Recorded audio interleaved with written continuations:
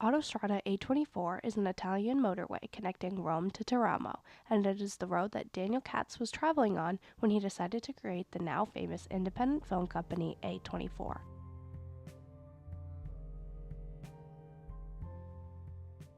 I was with a bunch of friends and we were driving into Rome, and I kind of had this moment of clarity, and it was on the A24.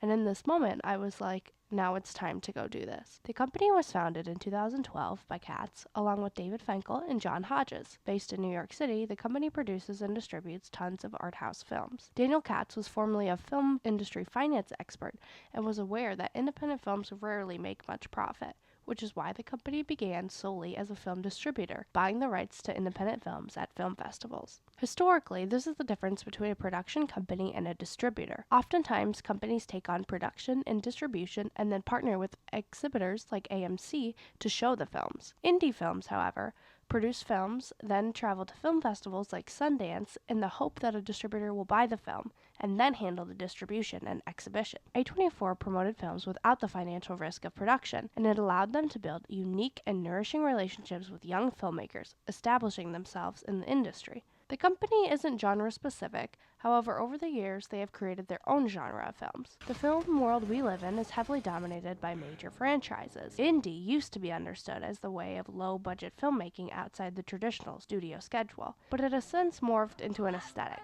It's now a catch-all for nostalgia and quirk. It makes audiences think of everyday mundane films such as The Florida Project and Lady Bird, and if used to describe horror, it becomes synonymous with terms like alternative or provocative. A24 films ooze with the creativity because the company gives directors creative freedoms that wouldn't be given with other major companies. Spring Breakers, a 2012 film written and directed by Harmony Korine, was the first film that secured A24 some traction. It's a crime indie about 4 girls who hold up a restaurant in order to pay for their spring break vacation. The girls party, consume drugs and alcohol, and end up getting arrested. The film's real kick is in the fact that the girls were played by former Disney stars like Selena Gomez and Vanessa Hudgens. People who grew up watching the girls on shows like Wizards of Waverly Place were now getting a complete different side of the actors, basically crafted from media virality. The film was a huge success due to word of mouth, with memes and GIFs springing up all over the internet. A24's next big hit was in 2016. The company had gained a good financial footing and were able to finally produce a film. They partnered with Brad Pitt's company, Plan B Entertainment, and producer Adele Romanowski to create Moonlight. Directed by Barry Jenkins, the film accumulated 8 Academy Award nominations and won 3: Best Picture, Best Adapted Screenplay, and Mahershala Ali took home Best Supporting Actor. This was the first time that A24 was able to show the film tycoons that they have a foot in the door, even with films that are unconventional for awards. Perhaps the company's biggest breakthrough was the film Hereditary, Ari Aster's feature film and directorial debut. Released in 2018, the film grossed $80 million worldwide, after being created on a production budget of $10 million. Aster has gone on to direct 2 more feature films, Midsummer and Beau is Afraid, making a name for himself as a widely respected director. The company has helped launch careers for directors like Aster and Robert Eggers, and has supported the directorial debuts of individuals like Greta Gerwig and Jonah Hill.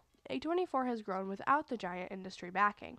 Their films have racked over 50 Oscar nominations and have won 16, and its success can be attributed to its relationship with creatives as well as its strategic branding and marketing. Millennials and Gen Zers have been taught through endless advertisements in capitalistic societies that we are what we consume. A24's approach to marketing is singular and unconventional for the industry. 95% of their marketing is done online, mainly on social media. They don't use traditional forms of marketing like trailers on TV. Their target audience is young people, and their marketing strategies appeal to that demographic well. While it is financially smart for the company, it is also socially smart. There is a clear direct-to-consumer relationship that is consistent through the content the company pushes out, building trust between the audience and the distributor. For a company that has and continues to redefine the way indie movies are made and marketed, it only makes sense that they redefined how advertising is done. A24 is strategic in their sharing, using unusual ways of communicating with their followers. They have an email list, host podcasts, and create zines. This content doesn't always align with a particular film as much as it talks about what the company views as cool and in. Word of mouth is key in their film promotion. They've created Twitter accounts for their films, like one for The Goat in The Witch, as well as Tinder profiles for the AI robot girl in Ex Machina, urging men to go out and see the film in their Tinder messages. They use these out-of-the-box ideas because when someone discovers them, they want to share them, and that makes A24 cool. Their company store is also a large contributor to their marketing success. With cool graphics, collectors' screenplays, scented candles, and clever items that reference their films, the company keeps up with what's in vogue and the type of merchandise that young people want. They don't just sell movie merchandise either. They sell the A24 brand on hats, sweatshirts, and numerous other apparel items. No matter how popular the company becomes, it continues to utilize these techniques that make it feel niche, making its audiences feel like they are part of some underground society of cinephiles. Oftentimes, when people think of good movies, they think about directors or actors. Whether it's Steven Spielberg or Meryl Streep, these types of creatives are what people point to when defining a good film, less so a company. It would be weird to say, oh, you should watch this movie because Paramount made it.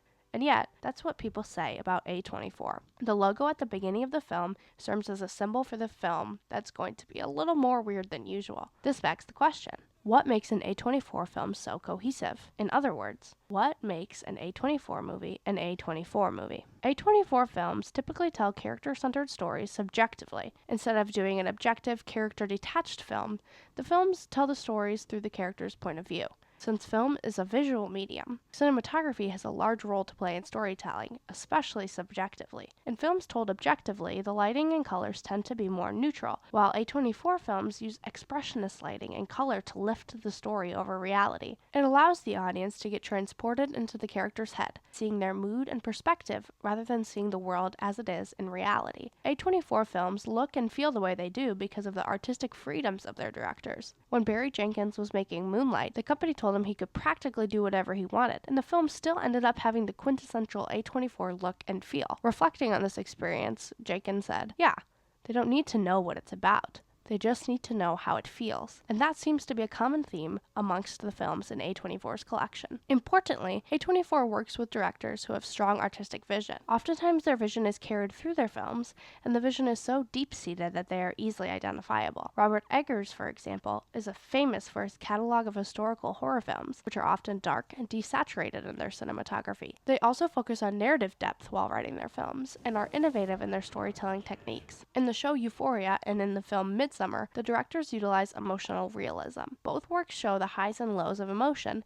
and their visuals don't always represent reality. Most people who watched Euphoria didn't realize A24 produced it, but when they found out, it made perfect sense. In the show, the characters move in ways that aren't necessarily human, not because they are aliens, but because the movement is made to represent their emotion. The show also uses dark and neon colors, as mentioned before. Midsummer, however, achieves this in a completely opposite way. The film was shot in a field with broad daylight and relied on lenses and color grading. They tried to make the film as light as possible to contrast the emotions of the main character. All A24 films bleed with thought-provoking emotion that prioritize storytelling over commercial appeal, which is rare for films that make it big at the box office. Because of A24, films like Uncut Gems and Everything Everywhere All at Once exist, giving creatives and directors the chance to tell their stories in the way they want to, not the way the studio tells them they have to. The 1920s through 50s were dominated by major studios such as MGM and Warner Brothers. With vertical integration, the studios were in control of the entire filmmaking process. Musicals and screwball comedies came to the screen in the 40s, and the westerns of the 50s followed. It was not until the 70s that horror became mainstream. However, in the early 2000s, the quality of horror died. There was a conveyor belt of remakes and masochistic films like Saw. Remakes of classics like Halloween and Friday the 13th were released, and the horror scene seemed doomed. Responding to this creative downturn, A24 slowly began exploring the genre. The independent company wasn't afraid to dive into the unconventional. A24 films began telling strange stories of the supernatural and mythical. It wasn't until Hereditary's booming box office success that more mainstream audiences began to appreciate A24 horror.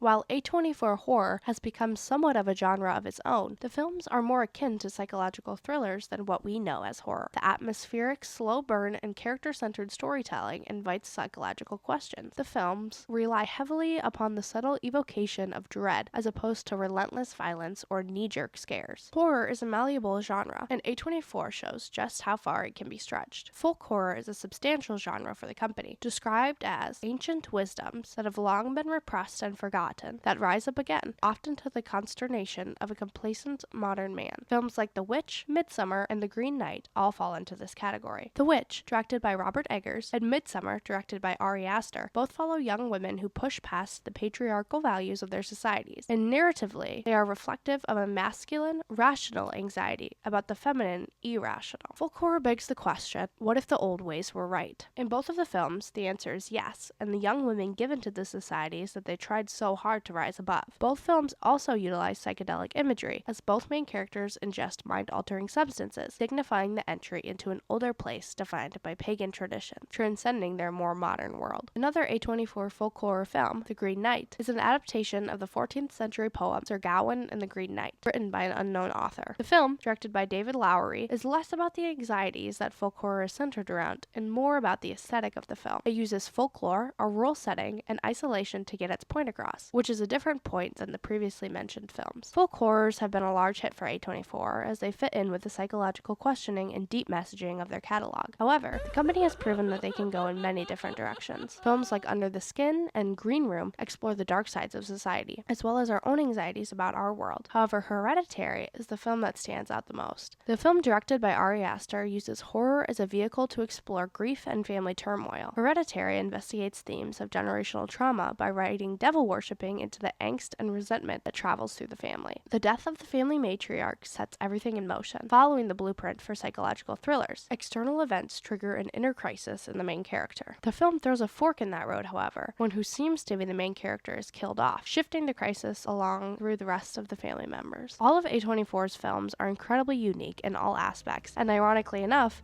this is what ties them together and makes them recognizable as A24 films. In just over a decade, the company has gone from being small and niche to creating polarizing content and establishing itself as a force in the industry. Turning fans into their own version of Disney adults, A24 will continue to release more and more films and never retell the same story in the same way.